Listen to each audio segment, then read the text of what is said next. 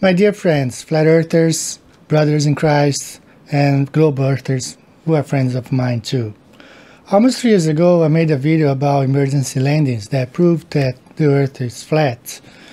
Today, I'm presenting you guys 6 more emergency landings that prove earth is not a globe. We're gonna go through one by one and discuss, compare the flight path on the globe and on the flat earth map.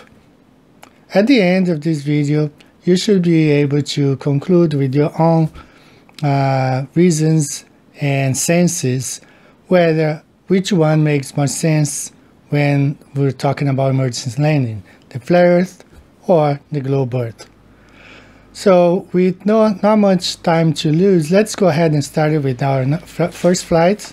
We're going to be talking about China Airlines flight 006. I have here the article on the newspaper talking about this flight. It happened back in 1985.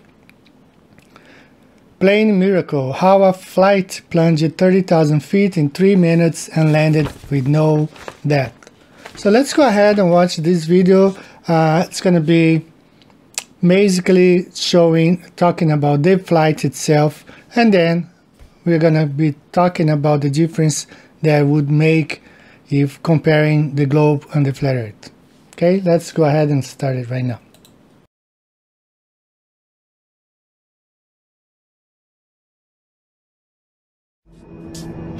February 19th, 1985. A China Airlines flight cruises across the Pacific to Los Angeles.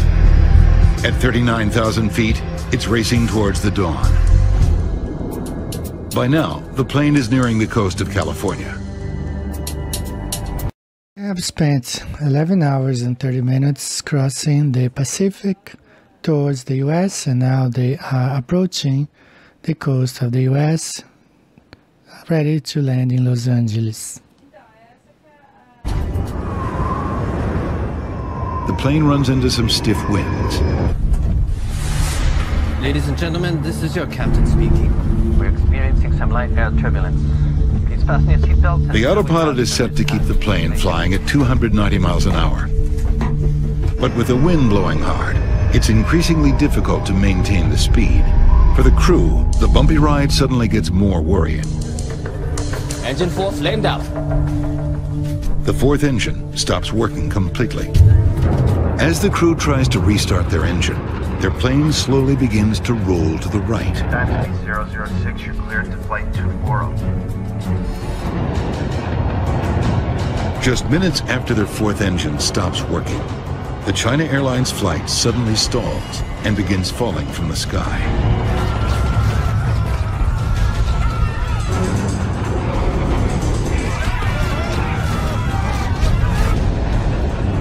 After months of painstaking recreation, the NTSB investigators believe they understand what happened inside the cockpit of China Airlines Flight 006. With the exception of Engine 4, the flight data recorder indicates that the other 3 engines were working the entire flight. Ignition negative! If the engines had all failed, there would have been a host of other problems, such as cabin depressurization. But that didn't happen.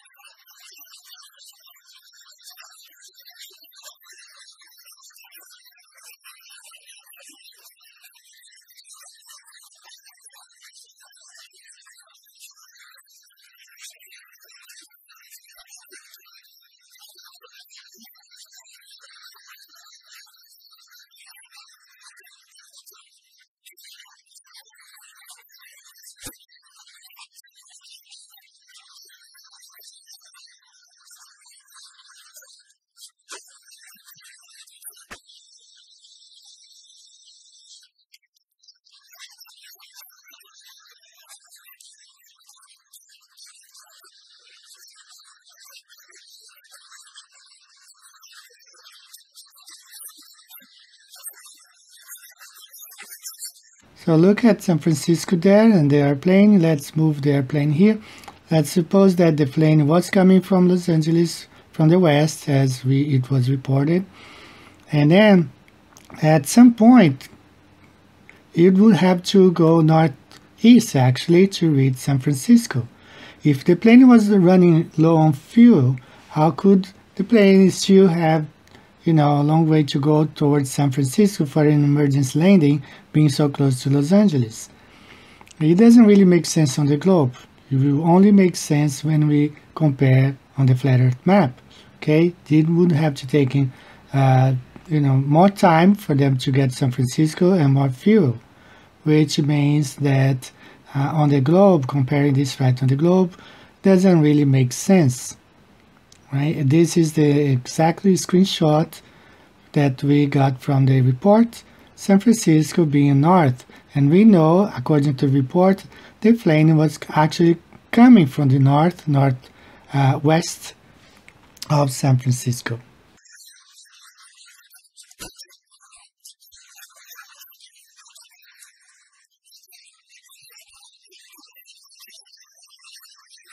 Actually, two clues that we need to look at when looking at this flight. One, that we will find on the report, on the official report, is that it says here the flight was coming from the northeast. It happened 300 nautical miles northwest of San Francisco, not northeast. I apologize.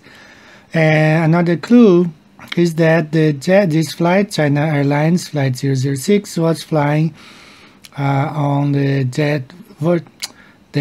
polar jet stream, okay? So we're going to compare this on the flat Earth. Okay, this is the flat Earth map represented here with the AE map. Now, let's look at this closely. The blue color here represents the cold regions. Right here in the middle, we have what we call the polar vortex. This is showing the oceans, okay, the currents, the ocean currents around the flat Earth, how it works. Going back here, I'm going to pause a little bit. The blue color in the middle represents the polar vortex, the cold region right here. The polar jet stream is right here.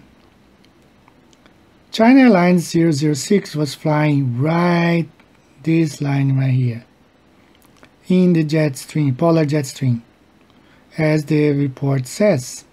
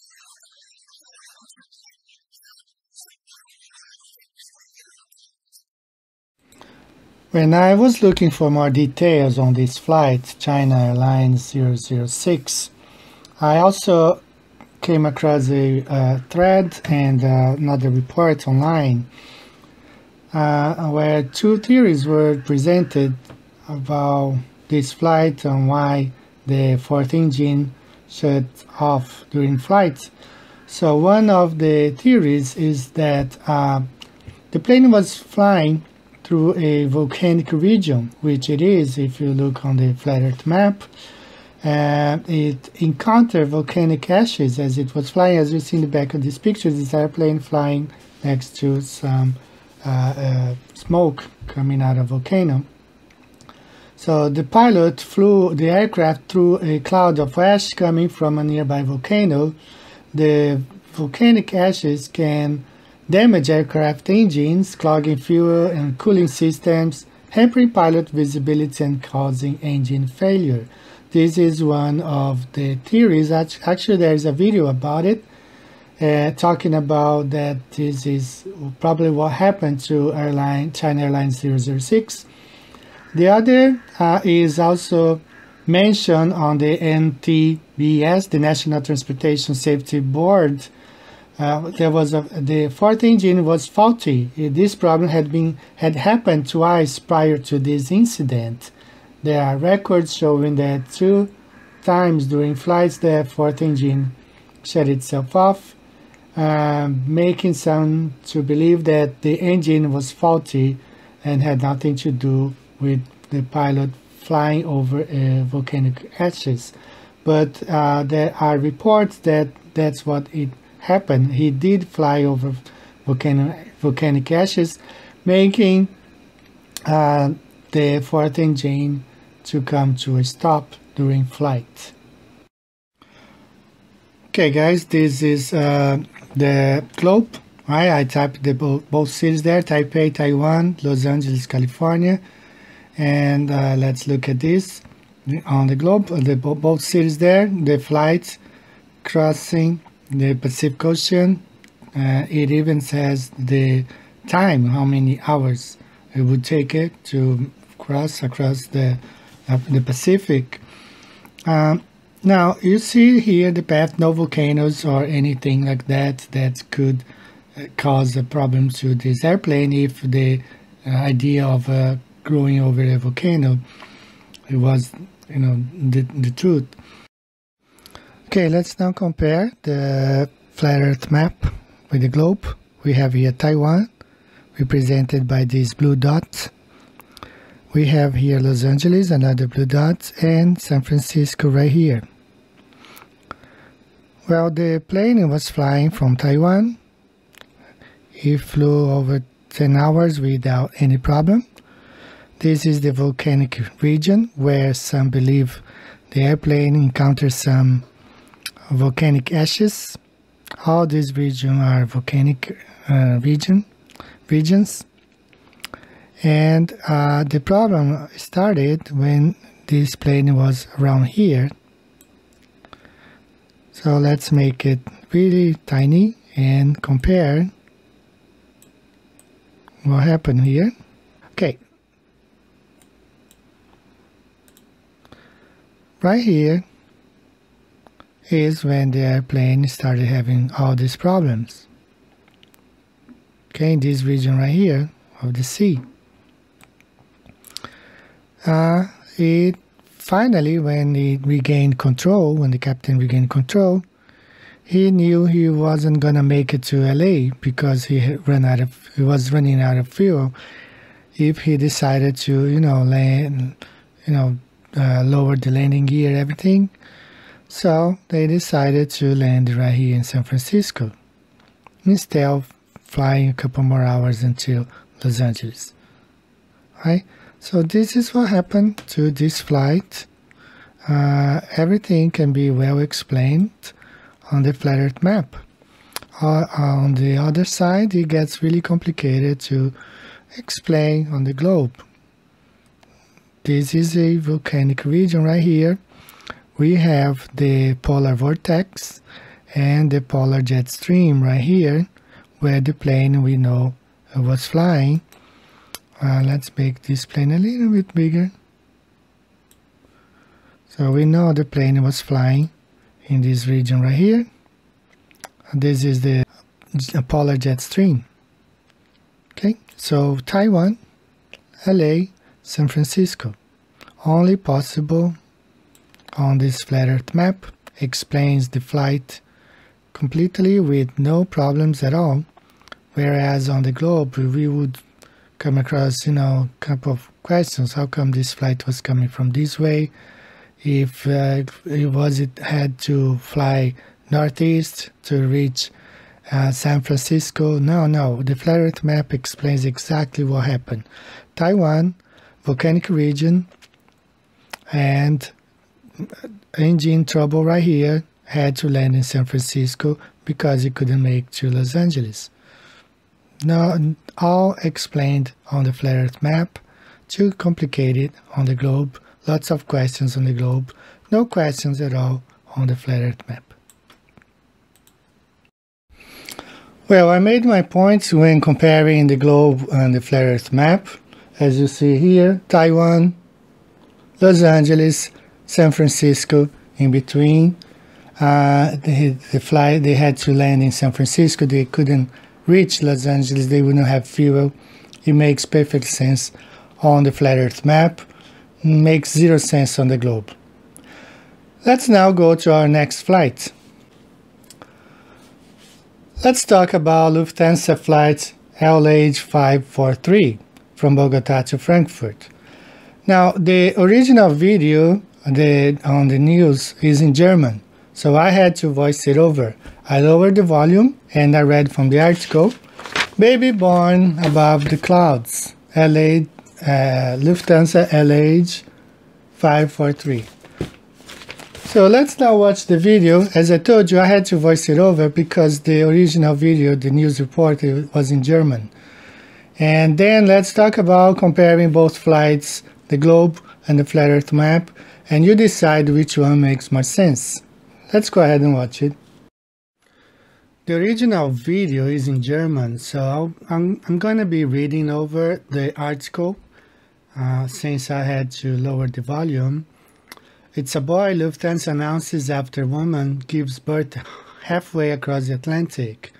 A Lufthansa flight LH543 left Bogota for Germany, but when a would-be mother slipped into labor, the plane had to be diverted to Manchester. Luckily, the flight had 3 doctors on board, and with the help of them and other cabin crew members, the child was delivered mid-flight without any complications. A transatlantic flight en route Frankfurt left with 191 passengers and 13 cabin crew from the Colombia capital Bogota. However, when it made a stopover at Manchester airport, it had 1 extra passenger. How? Well, a baby boy was born mid-air while the Lufthansa flight was flying over the Atlantic Ocean at an altitude of 39,000 feet. I've never experienced anything like that in my 37 years of professional experience. The entire crew did an extraordinary job. This was great teamwork with everyone doing their part, said Kurt Meyer, the captain of flight LH543. After landing, I immediately went to the mother and the newborn child to welcome him to the world. Aside from the birth of my own son, this was the most moving moment of my life, Meyer added. So this is Lufthansa flight LH543, July 26, 2017. Okay guys, I think no other flight has had more clues on the shape of our Earth than this one here. This is the Lufthansa LH543 from Bogota to Frankfurt. So I have typed here both cities, and let's look closely to this flight. As you see here, Bogota in South America to Frankfurt. This is the line on the globe. As you see here, it takes 11 hours and 10 minutes flying from Bogota to Frankfurt. And this is the path of the flight. So this baby was born during the flight, and the plane made an emergency landing. Now, if the baby, if she started labor right here in this region, he could easily have diverted the plane to Lisbon, Portugal, or even to Paris. He was flying over Paris before reaching Frankfurt. But this is where this plane made an emergency landing, in Manchester. Okay. Now, when we compare the path of this plane on the flat Earth map, you're going to see how it makes perfect sense stopping in Manchester. I'm not making things up. This is Google. Okay. You type both cities and the flight times right here gives you the path. There's nothing wrong with that. If we are living truly on the globe, this is perfectly the path of this airplane. Okay, no, there is no mistake here. There is no questions to ask about it, just like every other flight. Now I'm going to draw this line on my map, on my globe, to show you guys, because normally I get messages from globe believers saying, oh, you didn't draw your line correctly. No, I'm gonna do it exactly like it shows here. Not gonna do anything different. Now let's compare this with the flat earth map and see which one makes more sense. Let's now compare the flight Bogota to Frankfurt on the flat earth map. This is the Gleason's map. I have identified the cities: Frankfurt, Germany. We have Bogota, Colombia. And in between we have Manchester, UK. You understand now why we defend as flat earthers that the flat earth map is the true map of the earth. The shape of the earth is flat, and this represents pretty much what things are in reality. It's on the direct path of the two cities, Frankfurt, Bogota. You have Manchester right here in the middle. It would be way more distant if they had gone to Lisbon, as we compare on the globe, or Paris. Now Frankfurt, Bogota, and we have Manchester right on the way. And now we can understand why, if the baby was born maybe in this region right here, we can understand why he made an emergency landing in Manchester, because it was the city right along the way, the path of the flight from Bogota to Frankfurt. So folks, there you have it. This flight, I believe it's one of the best of the 6 to show how the truth of our Earth can be represented on the flat Earth map. I understand some people don't agree exactly with this map. I believe it's a pretty good map when explaining flat emergency landings, as we're going to see in the next 4 flights. So folks, there you have it. Frankfurt, Bogota, Manchester. Which one makes more sense? It makes no sense on the globe. The plane could have diverted to Lisbon, Portugal, or could have landed in Paris, since it's on the way to Frankfurt. Instead, it stopped in Manchester. We presented, here's the flat earth map. It makes more sense looking at the flat earth map, not on the globe. Let's now move on to our next flight. Korea Airlines Flight 902. Now, this is a strange flight, and I will explain in the video why. There is an article on the Washington Post about this flight. The agony of Flight 902. It calls it a strange flight because it really is. Now, if you believe the official reports, government official reports, you also have to believe that the 9/11 official report is 100% truth, or that everything that goes on in the war zone is completely true according to the military. But we know they are not. So I don't really buy into this official report, the way the plane was flying. Well, anyway, let's watch it. I want you to get your own conclusions, and I will present my case comparing both the globe and the flat earth map, and you decide what you think. I have already my decision, of course, but I want you to know what you think. This was a very difficult flight for me to find out about. I had to go to the Korean Airlines website and search on the incidents. There is an audio WikiLeaks audio, talking about this flight, and that's the audio that I'm using for this video. Okay, so let's watch it.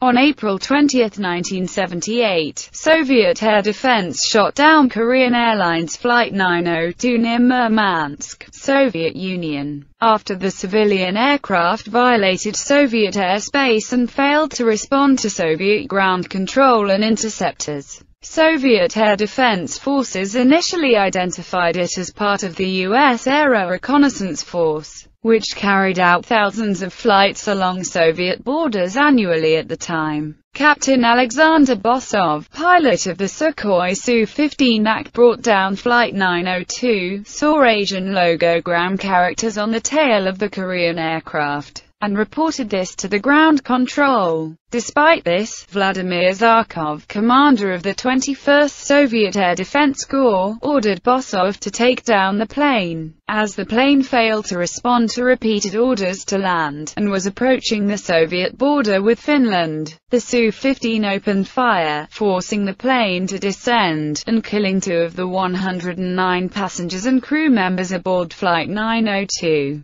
The plane made an emergency landing on the frozen Korpijavi Lake near the Finnish border. Flight 902 departed from Paris, France on a course to Seoul, South Korea. The plane's only scheduled stop was in Anchorage, Alaska, where it would refuel and proceed to Seoul, avoiding Soviet airspace. As the plane passed over Alert on Ellesmere Island, located about 800 kilometers from the North Pole, Flight Captain Kim Chang, Kentucky, suddenly changed his course and headed southeast toward Murmansk.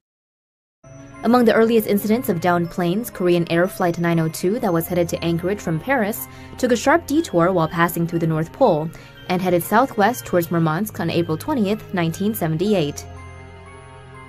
In Soviet airspace, a Su-17 jet fired 2 missiles at the Boeing 707, causing it to emergency land on a frozen lake.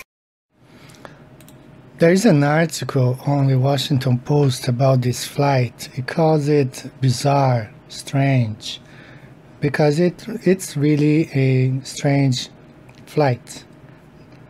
As you see here in the globe, and this is on Wikipedia, the plane left Paris. And it was actually north of Canada, had already traveled hundreds, if not, thousands of miles. And suddenly the pilot decided to return. The article says that the pilots got lost, the flight instruments wasn't working properly.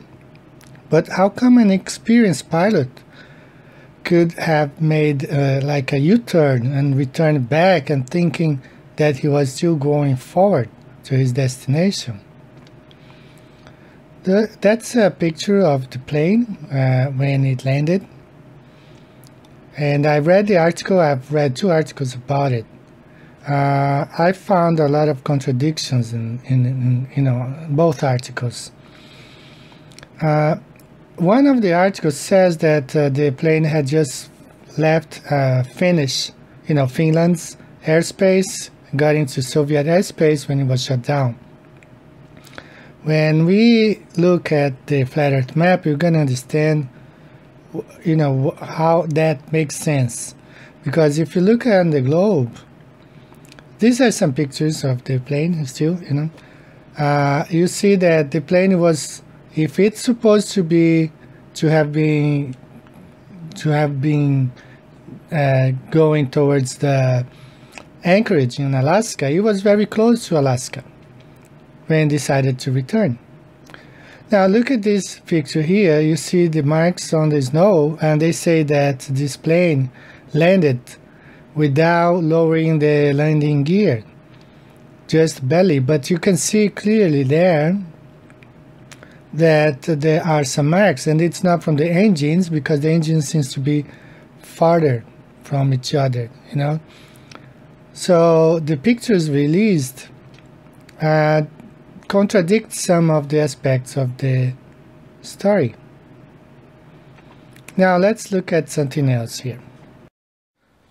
This is the article on the Washington Post, Agony of Flight 902, April 24th, 1978. This is a very long article, but I highlighted this part here. The strange flight of the Korean Airlines plane began Thursday when it left Paris on a scheduled flight across the North Pole to Japan and South Korea. North of Canada, it veered off course and, unknown to the crew and passengers, flew toward the Soviet Union, entering the country in one of its most sensitive military regions. Now let's look at this on the globe first, and then we will compare with the flat Earth map. Here we have the flight, Paris to Seoul. It would take 10 hours and 50 minutes. This is the path on the globe, according to Google. Leaving Paris, crossing this region here into Seoul. Now, Flight 902 is supposed to fly from Paris all the way to Alaska, and then all the way to Seoul, like going around this way. The problem is, like, according to the audios and the files, when it was flying right here, north of Canada, it turned back. It's like a V, closed V sound to Soviet Union. The plane was shut down around this region right here. You have to remember that airspace includes like 20 miles, almost 20 miles on the sea. So according to the WikiLeaks audio file, the plane had crossed the border from Finland to the Soviet Union when it was shot at by the Air Force. Now, according to the map, like Soviet airspace, it starts here, actually not really over the land, but it starts here on the sea.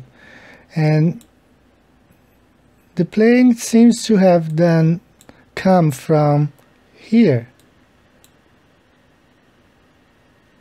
Not from here, but from here. So let's now compare this on the license map and see what conclusions we can get about this flight. This is the path of this flight on the flat Earth map. According to the report, the flight left Paris. Okay, left Paris, and it was flying here, very close to Canada, actually close to Alaska. And this pilot could have contacted air control at the towers here in Canada or even in Alaska or somewhere over Greenland to find out his position. The audio says that he suddenly turned back towards the Soviet Union, but he was flying almost like on a V shape, almost going back. If this pilot was going to stop in Alaska for refueling, it means that he was, low on fuel. How could he have made all this travel back to where he came from after had traveled almost 2/3 of the way? In my opinion, this is my conclusion after listening to the audios, watching a couple of videos. That's what I concluded. According to the audio, immediately after entering airspace, Soviet airspace from Finland, the plane was shot at. Okay, so this is the path of this flight. The New York Post says that he was flying from Paris to Seoul in Japan. I believe that immediately after entering Soviet airspace without having asked for permission, he was shot at. And he fell in this region here. It's called Korpiarvi Lake. Korpiarvi Lake. It's right here on the border of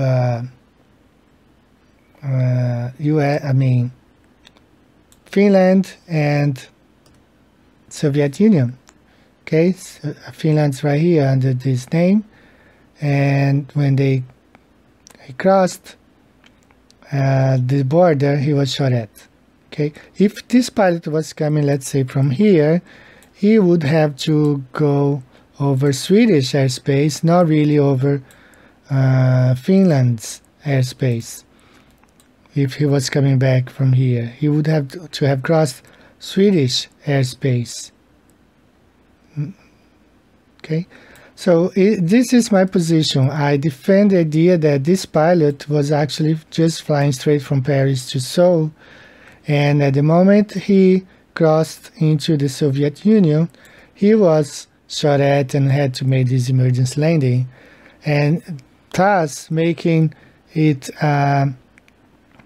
easily understood on the flat Earth map the path of this flight. He was probably flying straight from Paris to Seoul, and soon after he crossed the border from Finland to Soviet Union, just like according to the audio, he was shot at by Soviet pilots and the plane went down.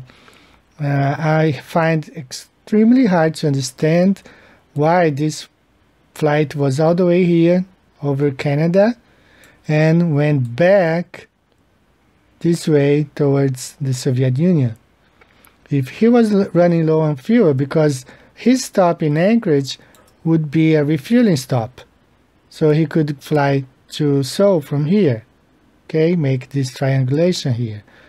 But the thing is, if he was running low of fuel, how can he decide to go back all the way from here to where he came from, right?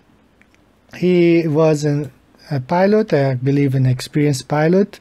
He should have known that after flying 2/3 of the way, he shouldn't be going back to where he came from without having asked for some sort of assistance, guidance from ground control, either in Canada, US, Greenland, or Sweden.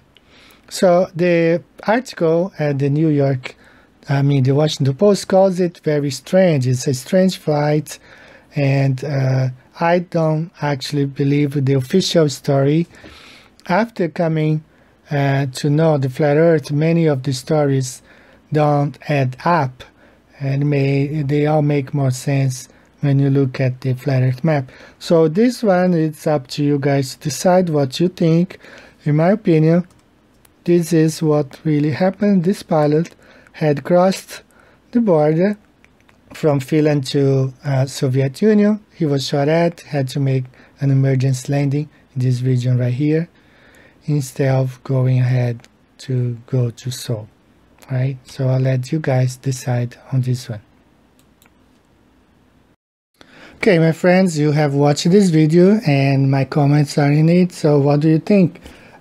This flight on the flat Earth map, it's completely explainable easily. Paris, you have Seoul, Korea, and the city, the lake where the airplane landed, right in between, on the border of Finland and the ex-Soviet Union.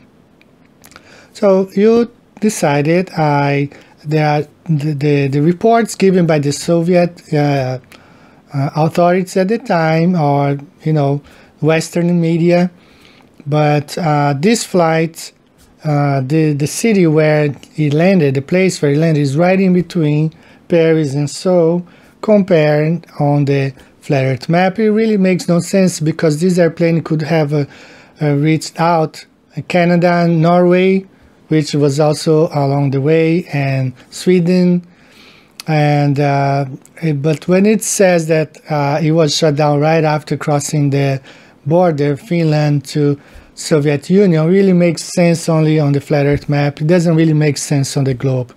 But you guys decide. Let's go ahead and watch our next video. Air France flights AF-116 Paris to Shanghai. One more time, I'm gonna this video. You can also watch, find reports like news reports online, and this one is only written, not really spoken. So I read it over, but you can find especially on RT because the region where it landed in Siberia is in Russia. So you will find in RT network, a TV station, but some other European news media have reported about these flights.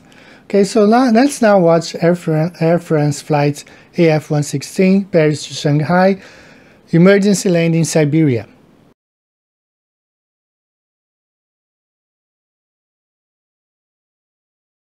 On Sunday, 282 passengers were on an Air France flight from Paris to Shanghai when it made an emergency landing. According to Business Insider via AFP, smoke and a weird smell filled the plane.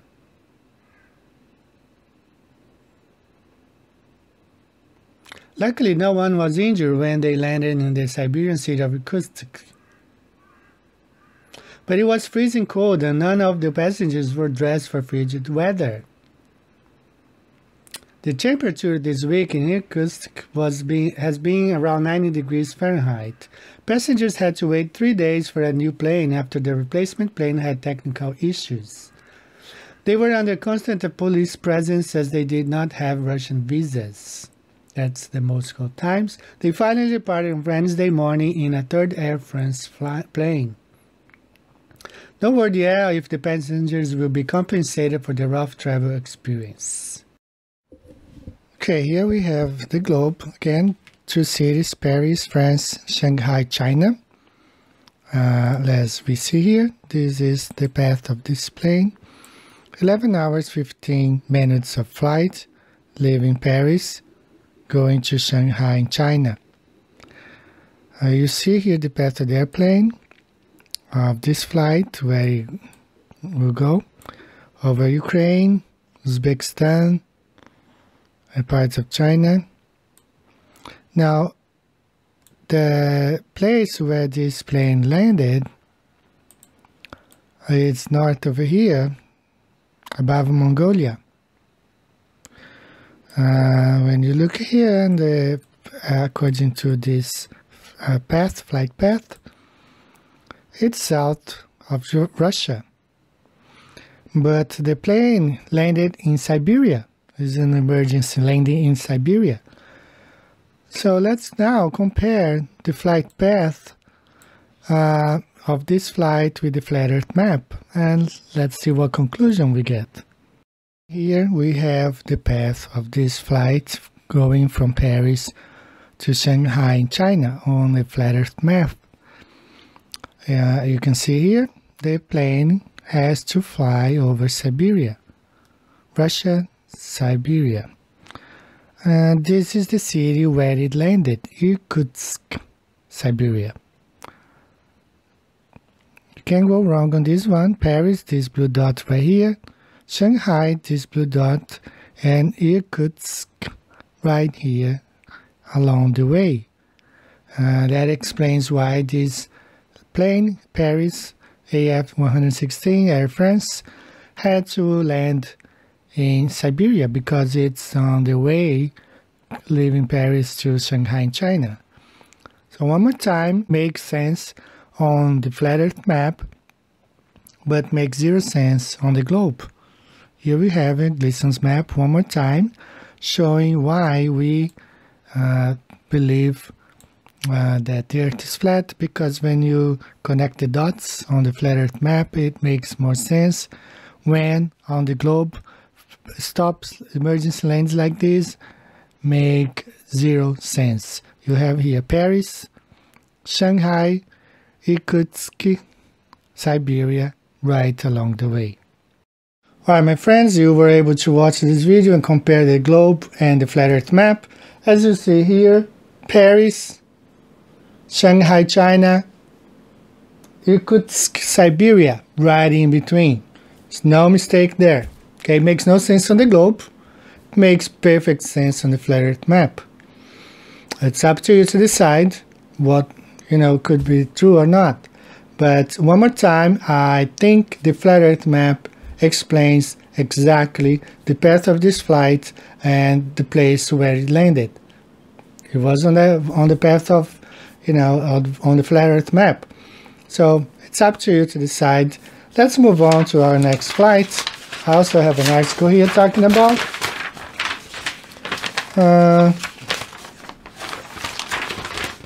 this was on the news not long ago. It happened in 2018. American Airlines flight plans the emergency landing in Calgary. Okay, it's American Airlines flight flying from Dallas to Beijing. He had to make an emergency landing in Calgary, Canada. So let's watch the video, and one more time you have to decide, which one makes more sense. American Airlines AA263 Dallas to Beijing, China. Let's watch the video. Good evening. We begin with breaking news from Washington.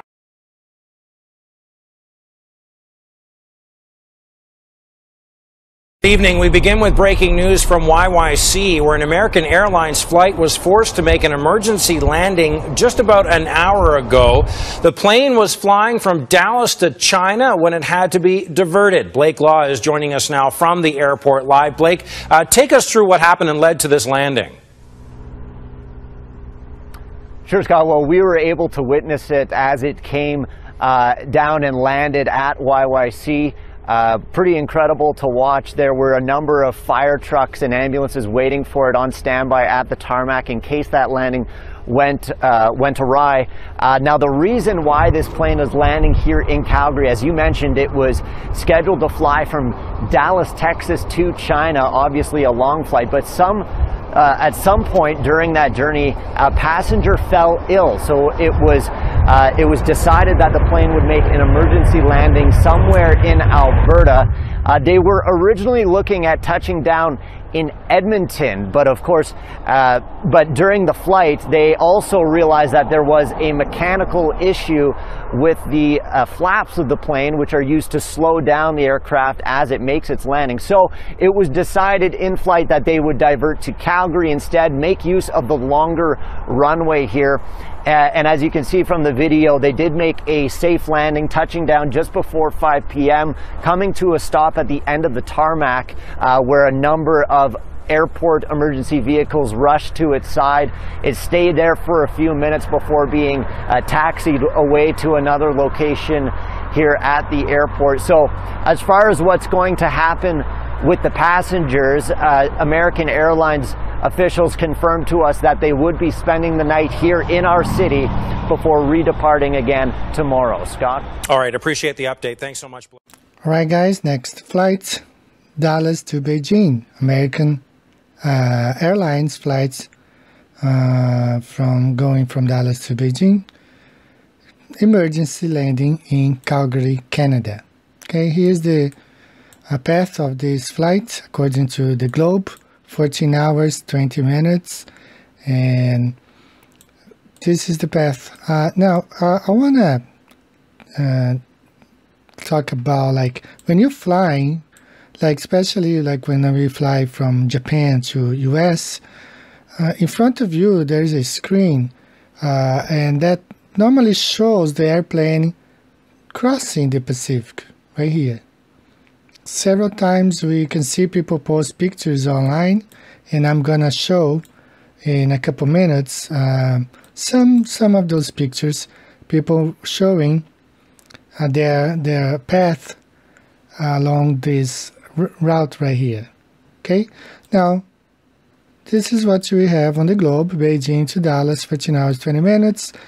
I'm going to draw a line on my globe exactly like this. As you see here, parallel to equator. This is the path of the plane. This is a picture, just as I was telling you guys, of a flight going from Tokyo to San Francisco, actually going to Tokyo to Los Angeles. And in front of you, there is a screen on the front seat, but facing you there's a screen and shows you the flights crossing the Pacific. And you see this, this is one of the pictures. I'm gonna show you another one showing us the same thing, the path going, in this case, from Shanghai to Los Angeles. Right? This is what they make you believe, that you're flying a globe. So they give you these virtual images, and not based on reality. Everything is done in a way that makes you think that you're flying a globe, when in fact those paths here are not real. They all fly according to the flat Earth map, not according to the globe. So it's like you are living in a simulation. Everything is simulated. You watch the TV, you see curves, the horizon curving, you see the curvature, you see the Earth spinning, you see space, you see NASA, you see all that stuff. In reality, you don't see those things. You don't see rockets leaving Earth. You don't see when the moment that the rockets leave the atmosphere and get into the vacuum or comes back. You don't see nothing like this. Okay, they just present some pictures, some images, and show you a virtual reality. It's not the reality. It's like a simulated reality, right? Now let's look on the flat Earth map and compare paths and see which one makes more sense, the globe or the flat Earth map. Okay guys, here you have Dallas, you have here Beijing, and right in between you have Calgary. As you saw on the report, the flight was supposed to stop in Edmonton, which is right here, also not so far, and they decided for mechanical reasons also divert and go to Calgary. It's on the path, on the way, going from Dallas, Texas to Beijing. And this is the path of the airplane right here. This is the airplane. Took off from Dallas. Was supposed to go all the way to Beijing, but had to make an emergency landing in Calgary, Canada. One more time, you see the path of this plane makes completely sense on the flat Earth map. It doesn't make much sense on the globe, because according to the globe, this plane should be flying over the Pacific. But according to the flat Earth map, the plane flew over, and all those flights, they fly over this region right here. So here you have Dallas, Beijing, and Calgary right here along the way in the middle. And this explains exactly why we believe emergency landings shed a big clue on the shape of the Earth, because normally those planes stop where they are not supposed to stop. It was supposed to be right here somewhere on the Pacific, and according to the globe, of course, but looking at the flat Earth map, there you have it. Now you know why this plane landed in Calgary, Canada, because it's on the path of the flight flying from Dallas to Beijing. Okay, my friends, now you have watched the video where I compare both the globe and the flat Earth map. As you see here, Dallas, Beijing, and Calgary right on the way. It's clear. Okay, this flight was it makes sense only on the flat Earth map. Doesn't really make much sense if you use the globe.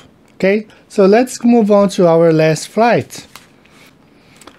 Alright guys, the last video that we will be talking about is the Korean Airlines KE-38 Chicago-Seoul. Okay, this flight, this emergency landing happened in July of 2013, not too long ago. Here's the newspaper article One more time, I had to go to the company's website to find it. You don't really find it easily, but I'm giving you all the details if you want to research yourself. Now, the number of the flights and the date, everything is going to be in the video, and you decide which one makes more sense. All right, this emergency landing took place in a city in Russia called Anadyr, Russia. All right. So let's watch this video and you guys can compare.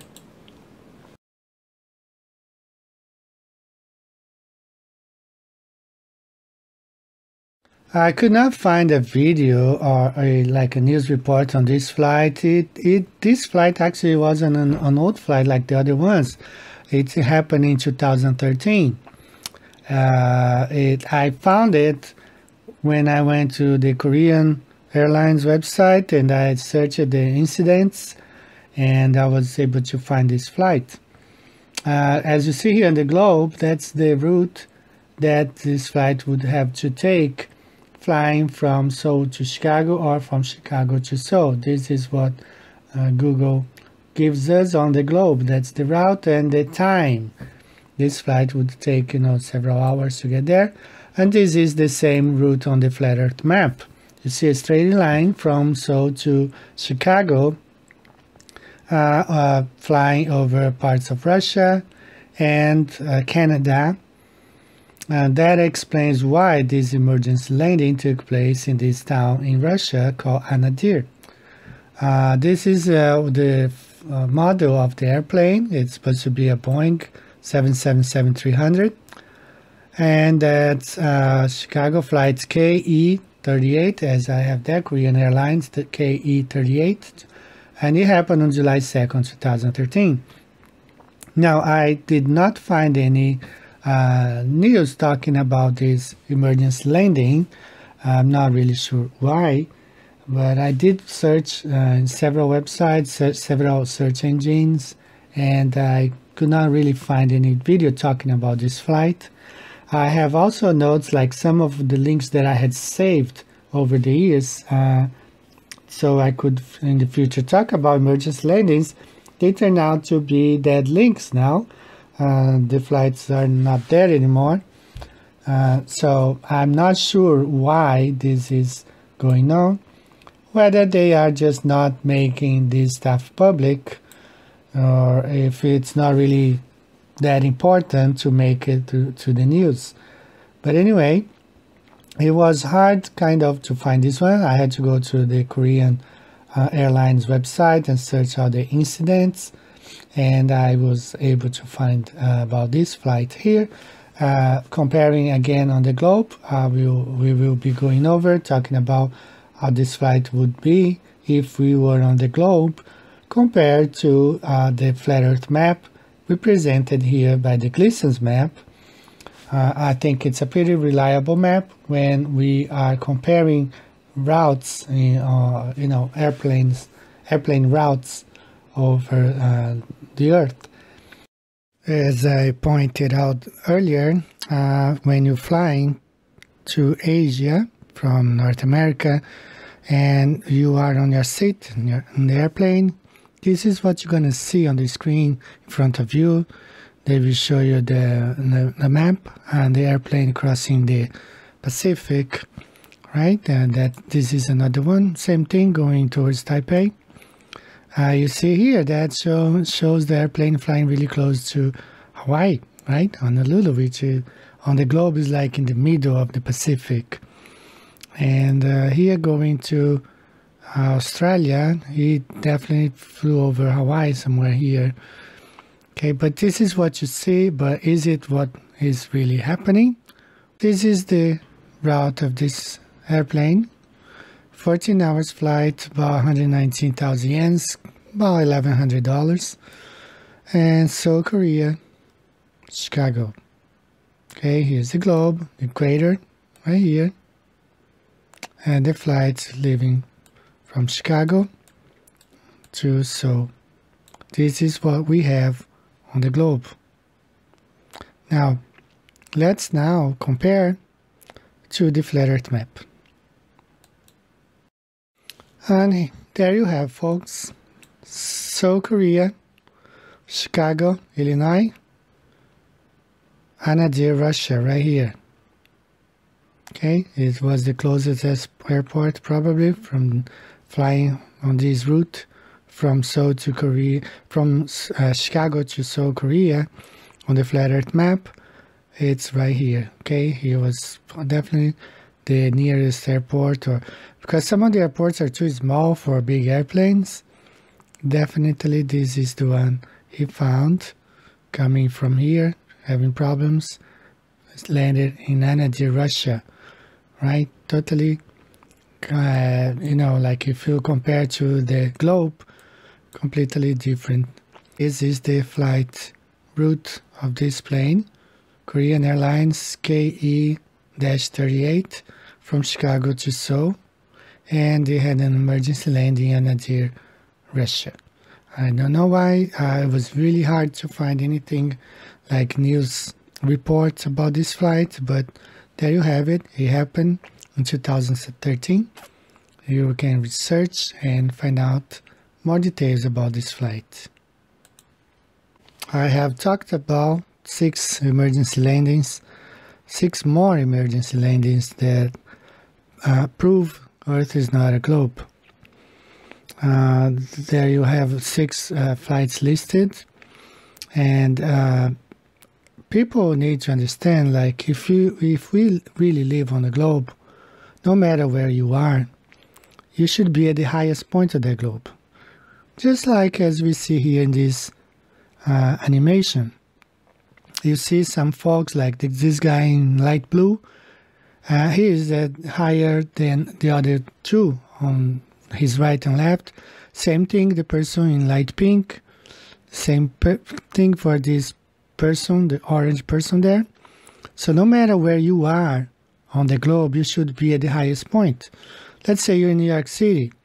You should be higher than the people in Connecticut or down to New Jersey. Same thing if you are in Tennessee, you should be higher than the people down in Alabama or north in Ohio. So no matter where you are on the map, you should always be looking, tip your head down the higher you go, because you are at the highest point. Same thing if you fly, like let's say on a balloon, a hot air balloon. As you see in the image on the left side, you should not be able to see the horizon. You should only be able to look down. The higher you look down, and the more you look, the higher you go, the more you have to tilt your head down to look at the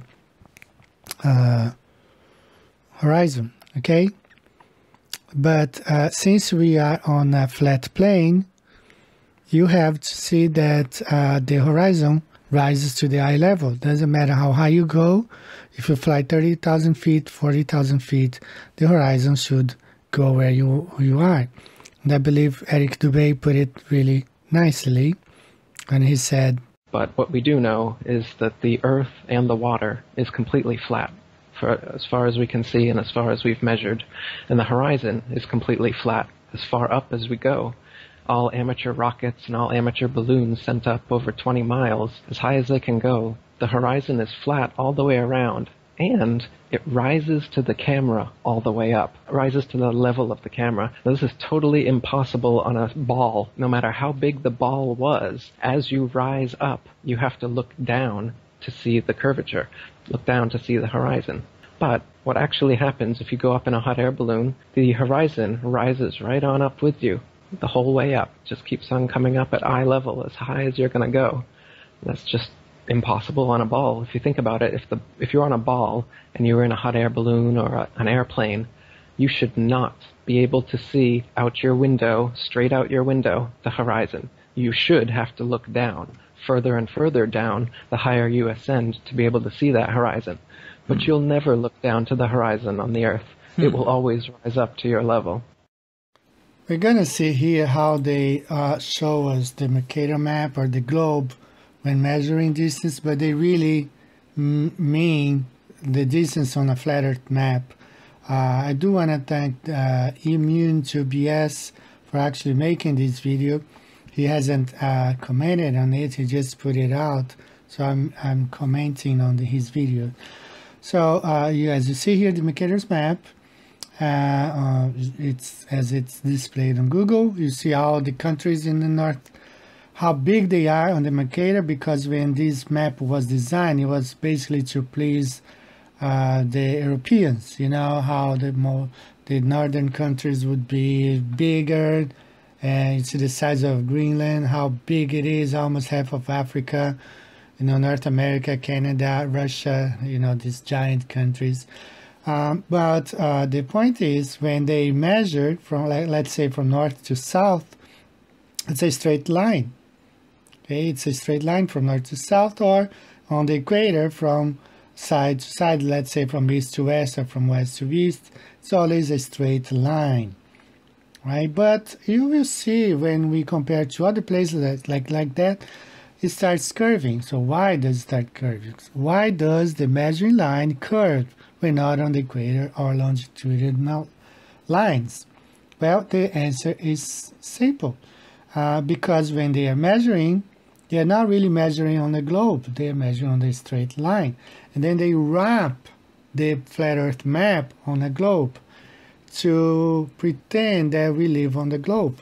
So they wrap this flat Earth map around a ball and gives us, like, they call it great circles, or, you know, but the truth is, if you look at the flat Earth map, you see their flights, or most of the flights, they go straight. They only kind of go off their route when they have some like bad weather ahead of them, or like a volcano. Again, as you see here in the US, measuring from north to south, straight line, from east to west, it starts curving. Okay, that is not on the equator anymore, so you see the curve. The longer it goes, the bigger the curve, because this is actually measured on the flat Earth map. So if you look at the flat Earth map, all those places where he's pointing, it would have to be a straight line. Look at Hawaii, where it's positioned, looking at the flat Earth map. It's not really like when you look on the globe, like towards the south. You know, if you look on the flat Earth map, it's more like to the north.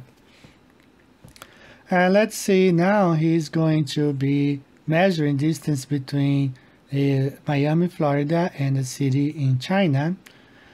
Just look at the arc. Measuring distance from Miami, Florida to Dagon, China. Look at this line, how crazy it is. Because it's supposed to be a wrapping around a globe. Okay?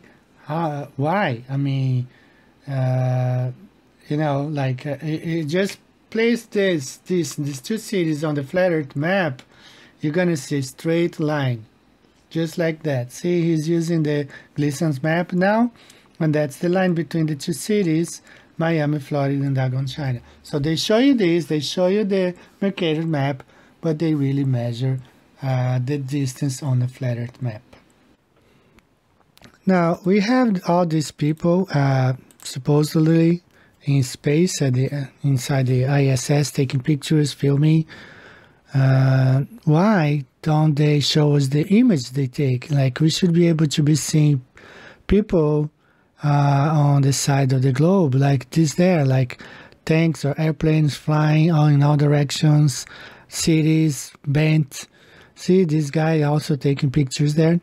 We should be able to see the images, all right, of cities and rivers and oceans, boats crossing the equator, and airplanes going, you know, around the globe,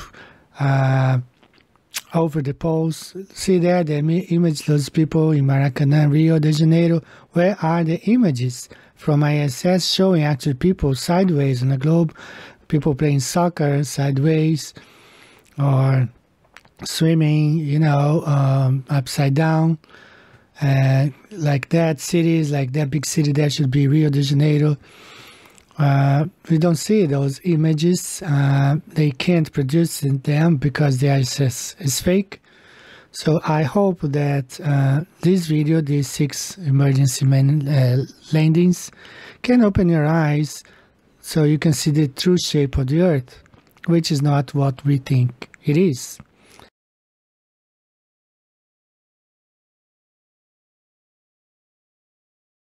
Are you the pilot? Oh, okay. Am I allowed to say hi?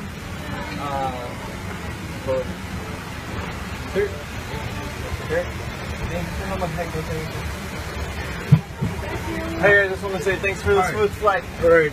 I did have one question. Is there like a specific angle of downward tilt you have to fly at to 3 degrees. 3 degrees for the curvature of the Earth?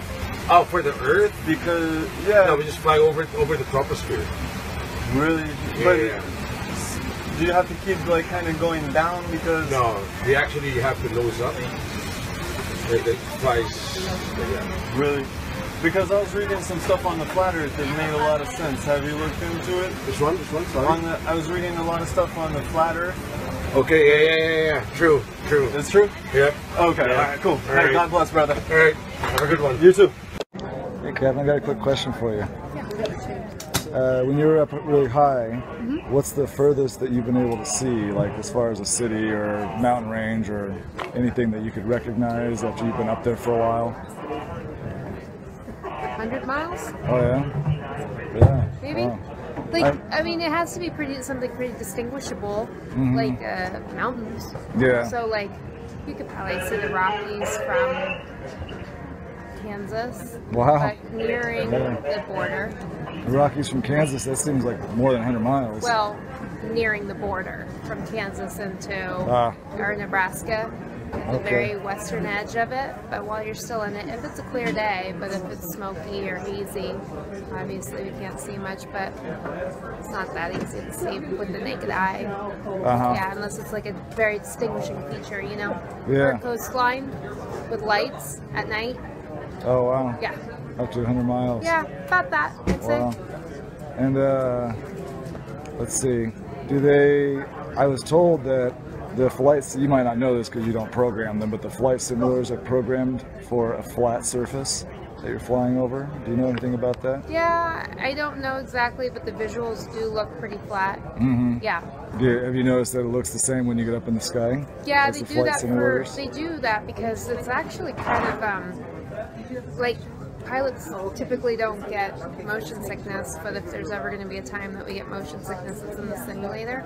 Oh, really? Because of the visuals. Yeah. Because the visuals are still kind of a video game and computer-like, so they're not necessarily exactly, you know, lining up with what you're feeling, sensory-wise.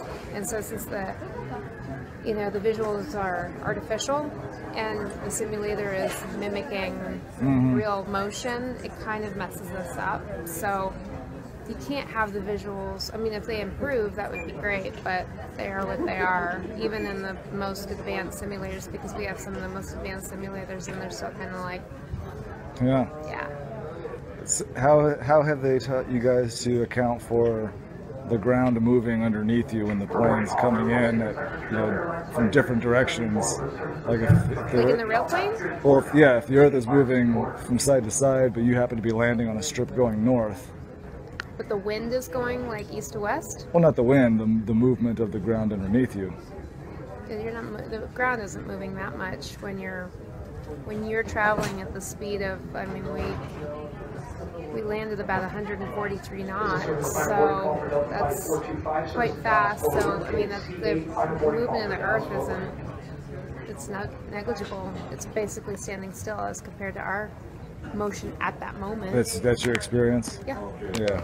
Because they tell us, that at least in the U.S., the ground's moving at about 700 miles an hour left to right.